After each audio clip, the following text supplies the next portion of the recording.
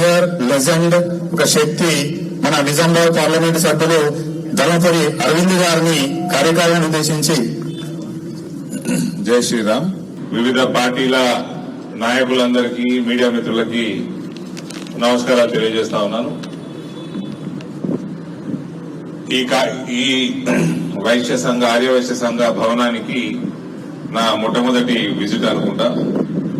ఇవాళ కృష్ణ గారు మాట్లాడుతూ చరిత్ర మొత్తం చెప్పడం జరిగింది.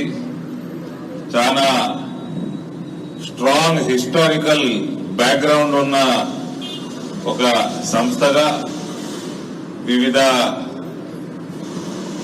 ఇబ్బందులు ఎదుర్కొంటూ ఇవాళ ఈ స్థాయికి రావడం, దీనికి సర్దార్ పటేల్ గారి పేరు పెట్టడం, ఆనాటి ముఖ్యమంత్రులు పూర్వ ప్రధానమంత్రి పివి నరసింహారావు గారు రావటం,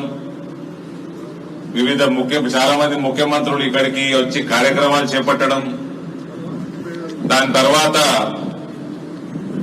ఈ ప్రాపర్టీ యొక్క డెవలప్మెంట్ వెనకాల ఎన్ని ఇబ్బందులు పడ్డారు, ఎందరో మంత్రులు, జీవన్ రెడ్డి గారు ఒక మంత్రి పదవిలో ఉండి ఏ రకంగా ఇబ్బందుల్లోంచి తొలగించి ఈ ప్రాపర్టీ ముందుకెళ్లడానికి, ఆ తర్వాత నేటి శాసనసభ్యులు సంజయ్ గారు తన వంతు కృషి చేసి ఈ ప్రాపర్టీలో ఒక జగిత్యాలు సమాజం మొత్తం అన్ని పార్టీలు పెద్ద ఎత్తున ఒక ఐక్యత చాటి దానికి నిదర్శనంగా ఇలా ఆర్యవైశ్య సంఘ భవనము మనకి సేవా కార్యక్రమాల్లో ఇక్కడ వస్తున్న ఇన్కమ్ తోటి ఏ రకంగా ఆర్యవైశ్యులందరూ కూడా ప్రజా సేవలో ఖర్చు పెడతా ఉన్నారు, వివిధ కార్యక్రమాలు సోషల్ సర్వీస్ చేస్తా ఉన్నారు. ఇది ఆర్యవైశ్యుల యొక్క వాళ్ళ క్యారెక్టర్ కి నిదర్శనం. అదే రకంగా ఇంత హిస్టరీ ఉండి సర్దార్ పటేల్ గారి దగ్గర నుంచి పివి నరసింహారావు గారి దగ్గర నుంచి నేటి నాయకుల వరకు ఇంత పెద్ద హిస్టరీ ఉండి బలమైన చరిత్ర కలిగిన ఈ భవనానికి రిబ్బన్ కత్తిరించే భాగ్యం నాకు కలిగిందంటే వాసవి మాత నిజమైన ఆశీర్వాదం నాకు ఉన్నట్టు లెక్క. ఇవాళ ఈ కార్యక్రమానికి ధన్పాల్ గారిని కూడా పిలిచినట్టున్నాను.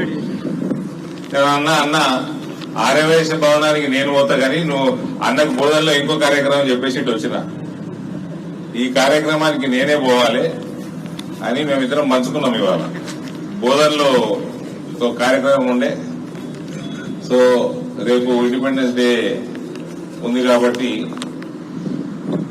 ధన్పాల్ సూర్యనారాయణ గారిని అక్కడ పంపించేసి నేను ఇక్కడ రావడం జరిగింది.